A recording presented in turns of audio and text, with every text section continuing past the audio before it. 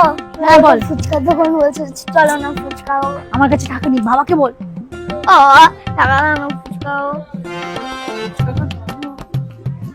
আমার কাছে এখানে তো 35 টাকা আছে, কিন্তু আমরা যে ওই 4 জন, এই যে ঠিক আছে, তোমাকে 5 টাকা দাও, আমি বুঝে নিচ্ছি। কি করবো 5 টাকা? দাঁড়া না, আমি দেখছি। একটা বিমল দিন তো। 300 টাকা দেয় কেন বিমল? আরে বাবাই, তুই আমার মনের কথা কি করে জানলি? আমি এক্ষুনি মনে করছিলাম এটা হলে জমে যেত একেবারে। থ্যাংক ইউ ভাই। চলো, এবার যে আমাদের কাছে টাকা আছে 10 টাকা করে 3 জনের ফুচকা খেয়ে নেবো। কি